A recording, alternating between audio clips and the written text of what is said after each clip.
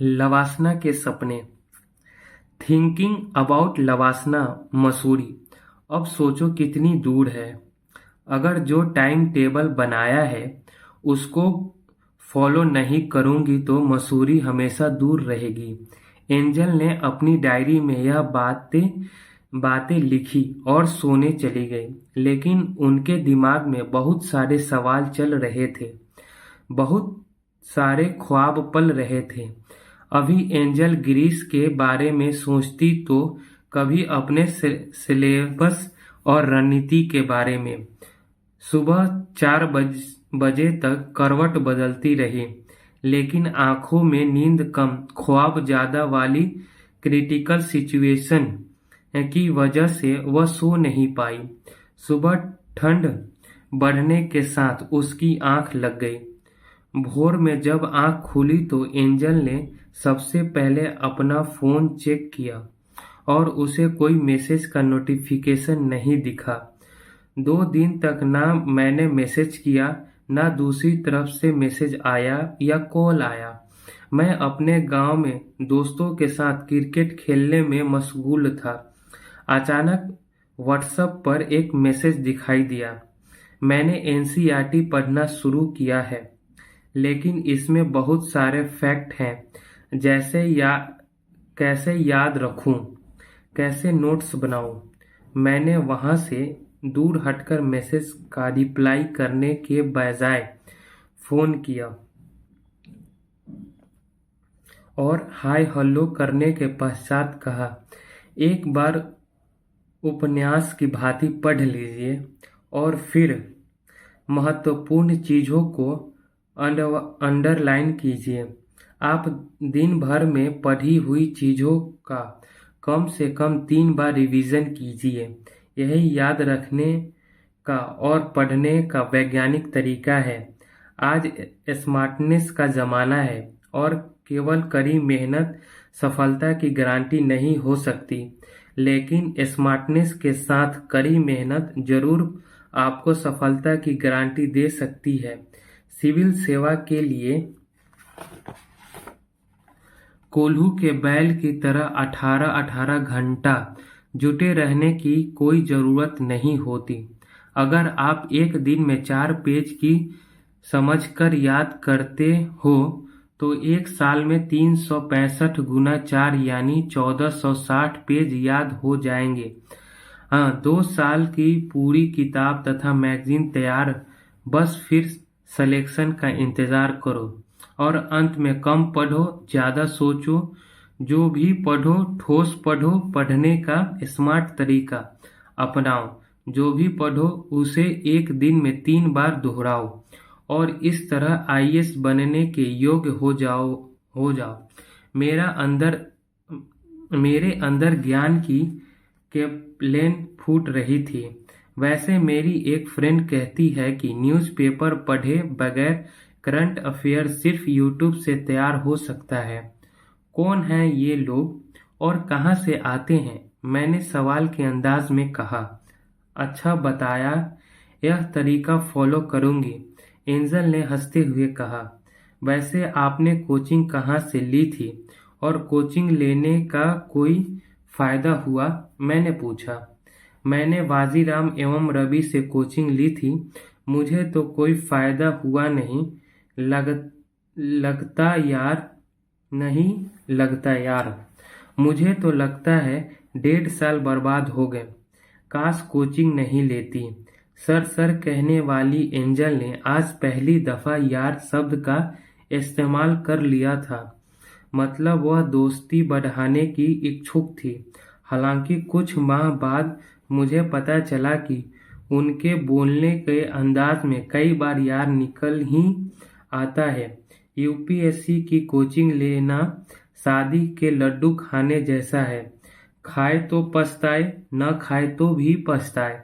हाँ, आपने कोचिंग करके देख ली और कोचिंग का पढ़ाया कितना प्रीलिम्स और मेंस में आता है यह भी देख लिया होगा। जब तक सेल्फ स्टडी नहीं तब तक यूपीएससी के किले को भेदना नामुमकिन है। वैसे शादी का लड्डू खाने का विचार तो है ना? मैंने गंभीर होते हुए डिस्कशन को हल्का करने के लिए कहा। कोचिंग का खराब अनुभव देखते हुए सोच रही हूँ शादी न करूँ, ताकि शादी का लड्डू खाने के बाद पछतावा न हो, जिस तरह से कोचिंग करने के बाद हो रहा है पछतावा। ऐसा ख्याल क्यों आ रहा है तुम्हें? अच्छा छोड़ो, आपके अनुसार यूपीएससी की तैयारी के लिए सबसे जरूरी चीज क्या है? यूपीएससी के सपने से प्यार होना चाहिए, फिर तैयारी तो हो ही जाती है। जैसे किसी लड़के को किसी लड़की से प्यार हो जाए तो वह मुश्किल नहीं देखेगा, हर मुश्किल से लड़ेगा जब तक प्यार को हासिल न कर ले। ठीक वैसे ही यदि यूपीएससी के सपने से आपको प्यार है तो इस कठिन दुर्गम किले को फतह किया जा सकता है। जीत तब आती है जब आप सोचते हैं मैं जो चाहती हूँ वह पाकर रहूँगा या रहूँगी। जब आप ठान लेते हैं कि मैं बनके दिखाऊंगा या दिखाऊंगी, तो आप अपना टाइम पास व बहानेबाजी के लिए एक मिनट के लिए भी काम नहीं करते। अब तो मस्तिष्क इस बात पर काम करना शुरू कर देता है कि सपनों को कैसे हकीकत में बदला जाए। अब आप कई गुना बेहतर अनुशासित रहने लग जाते हैं। समय के हर पल में सुख नया सीखने का कोशिश में लग जाते हैं। जब आप आईएएस बनकर दिखाऊंगी की भावना से पढ़ने लग जाए तो पढ़ते पढ़ते कब सूर्योदय और सूर्यास्त हो जाता है पता तक नहीं चलता। लगनशीलता इतनी ज्यादा हो जाती है कि स्वादिष्ट खाने से कई गुना स्वाद देश विदेश में घटित होने वाली इच्छित घटनाओं में आने लग जाता है। अब किताबों के पन्नों महबूबा की आंखों की तरह अति सुंदर लगने लग जाते हैं। फिर क्या मसूरी की टिकट कंफर्म हो जाती है।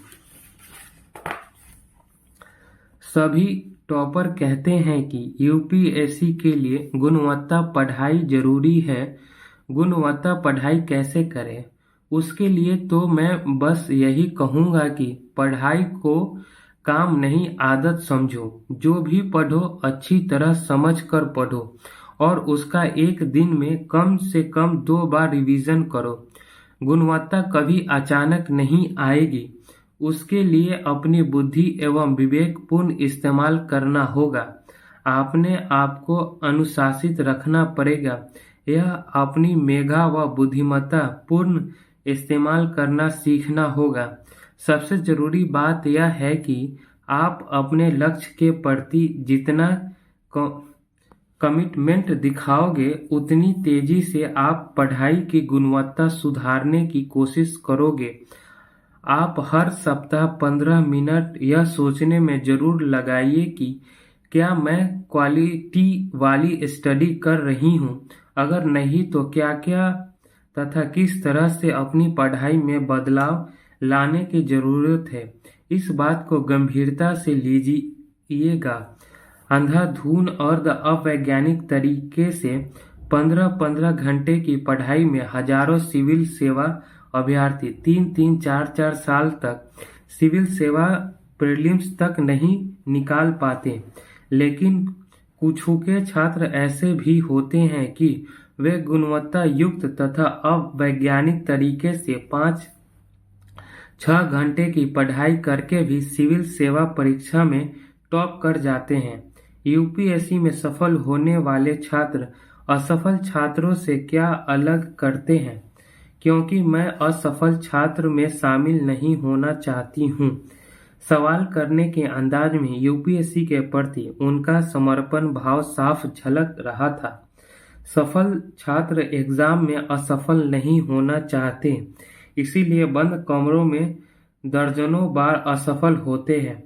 मतलब यह है कि वे सफल होने की कोशिश करते हैं, जबकि असफल छात्रों के साथ बड़ी दिक्कत यह होती है कि वे पहली बार एग्जाम में असफल होते हैं, अगली बार की एग्जाम में भी असफल होते हैं और कभी भी अपनी गलतियां का कठोरतापूर्ण मूल्यांकन नहीं करते। सफल छात्र अपने स्टडी रूम, कोचिंग क्लासरूम में ही बहुत अधिक गलतियां करते हैं। हर गलती से सीखते हैं, चले जाते हैं। वे अपने सबसे अच्छे गुरु होते हैं। वे अपने स्टडी रूम में ही सैकड़ों घंटे प्रैक्टिस करते हैं, इसलिए एग्जाम हॉल में सबसे बढ़िया परफॉर्मेंस दे देते हैं और इसीलिए इन लोगों के सामने मंजिल बाहें फैलाए खड़ी रहती है। अच्छा चलो बाद में बात करते हैं, कभी अभी जिम जाने का टाइम हो रहा है। ओके। वर्तमान समय में अधिकांश लोग भविष्य को लेकर के बहुत चिंतित नजर आते हैं। हमारा भविष्य किस तरह का होगा, यह भविष्य में क्या कर रहे होंगे, इन प्रश्नों के जवाब तलाशते तलाशते हम अपना आज का वक्त गुजार देते हैं। इसका मतलब यह है कि हम अपने वर्तमान को भी एक ऐसी विषय की व्यर्थ चिंतितता में गुजार देते हैं जो भविष्य का गर्भ में है। भविष्य के प्रति जागरूक रहना अलग बात है और चिंतित होना बिल्कुल अलग। भविष्य के प्रति जागरूक न होने से भविष्य खराब हो जाता है, परंतु भविष्य के बारे में ज्यादा चिंतित होना भी मूर्खता है, क्योंकि इससे वर्तमान खराब हो जाता है। अतीत जो अब आ चुका है और भविष्य जो अभी आया नहीं है, इन दोनों के बीच जो छोटा सा वक्त है वर्तमान का, वही अस्तित्ववान है। बीता हुआ कल आज की स्मृति है और आने वाला कल आज का स्वप्न। हाँ, एक बात और, अतीत और भविष्य को अस्वीकार न करें, साथ ही यह भी कि सिर्फ अतीत और भविष्य के साथ ही न जिए। कोशिश करें कि अतीत से सीखा जाए और वर्तमान का आनंद लिया जाए और भविष्य की योजना बनाई जाए। लोग वर्तमान को बचाने की कोशिश करते हैं, यह भविष्य को खो देते हैं और जो कष्ट सहकर वर्तमान की कीमत चुकाते हैं वह भविष्य को खरीद लेते हैं। दरअसल भविष्य न किसी की भेंट है न कृपा, वह मनुष्य के वर्तमान में किए जाने वाले पुरुषार्थ का अधिकार है। हमारे भारतवर्ष में एक कहावत बहुत प्रसिद्ध है कि आज जैसा बोओगे वैसा काटोगे, अर्थात जैसा वर्तमान आप बनाते हैं उसी के अनुरूप आपका भविष्य स्वतः निर्मित हो जाता है। यदि आप वर्तमान को अपने परिश्रम से चिंतित है तो भविष्य अपने आप ही सुनहरा और शानदार हो जाता है। ठीक उसके पलट पुरुषार्थ न करें। आने वाले आलसी व्यक्ति का ना तो कोई भविष्य होता है ना ही वर्तमान। हम भविष्य को भविष्य के लिए स्थगित नहीं कर सकते, वह सदैव वर्तमान के द्वारा ही बनाया जा सकता है। भविष्य वर्तमान का प्रतिफल है, फलश्रुति है, पर यह हमारे वश में नहीं है। ऐसे में अनजाने भविष्य के लिए वर्तमान क्यों बिगाड़े। जो गुजर गया वह भी हमारे वश में नहीं है, उससे हम मिटा नहीं सकते। हाँ, उसमें कुछ सीख जरूर सकते हैं। वर्तमान हमें अंधा बनाए रहता है। अतीत बीच बीच में हमारी आंखें खोलता रहता है। अतीत में कभी कोई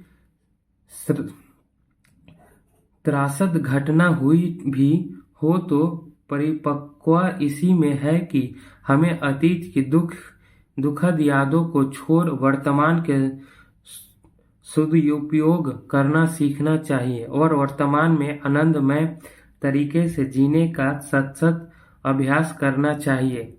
जो वर्तमान समय को साथ लेता है वह अगला पिछला सभी गुण साथ लेता है। मैंने यह आर्टिकल चलती ट्रेन में लिखा और दैनिक जागरण के संपादकीय पेज में छपने के लिए भेज दिया। रात्रि में सोने जाने से अपनी डायरी में एंजल ने लिखा, जीवन में स्पष्ट लक्ष्य होना चाहिए। मनुष्य को जीवन में सार्थक चीजें प्राप्त करने के लिए लक्ष्य बनाना अत्यंत जरूरी है।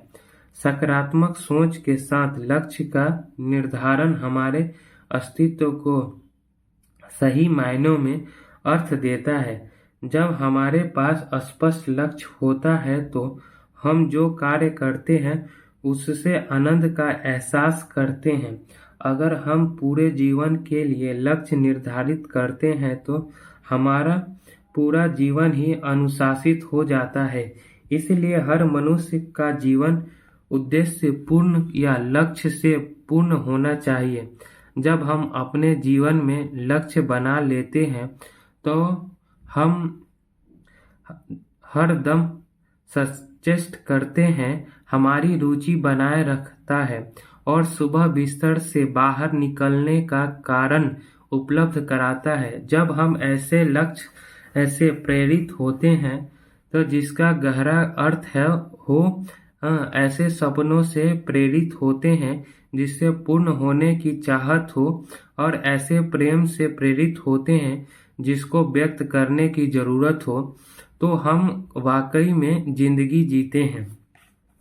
लक्ष्य के निर्धारण से फायदा यह होता है कि हमें बेहतर करने के लिए एक सही दिशा ज्ञात होती है और बीच में बाधाएं आने पर हम विचलित नहीं होते, बल्कि उनमें से संघर्ष करने के लिए कृत संकल्प बने रहते हैं। बाधा ऐसी डरावनी चीज है जो लक्ष्य से आंख हटाते ही आपको दिखती है। अतः कोशिश यह होनी चाहिए कि आंखें लक्ष्य पर निरंतर लगी रहे। लक्ष्य तय करने के आप उस पर अपनी दृष्टि निरंतर बनाए रखें जब तक उस लक्ष्य का सफल भेदन न हो जाए। अमेरिका के पूर्व राष्ट्रपति फ्रेड किलपियर्स अपने वकालत के पेशे में शुरुआत में असफल हो गए, लेकिन उन्होंने यह लक्ष्य बना लिया था कि 999 बार असफल होने पर भी वे वकालत ही करेंगे। बाद में वह अपने दृढ़ संकल्प के चलते न केवल एक सफल वकील बने बल्कि आगे चलकर अमेरिका के राष्ट्रपति भी हुए। जब हम किसी लक्ष्य को अपने दिल में जन्म देते हैं, जब हम उस लक्ष्य से अपना संबंध स्थापित कर लेते हैं और हम जितने दृढ़ विश्वास से उसके लिए प्रयत्न करते हैं, वह उतना ही हमारे करीब आ जाता है।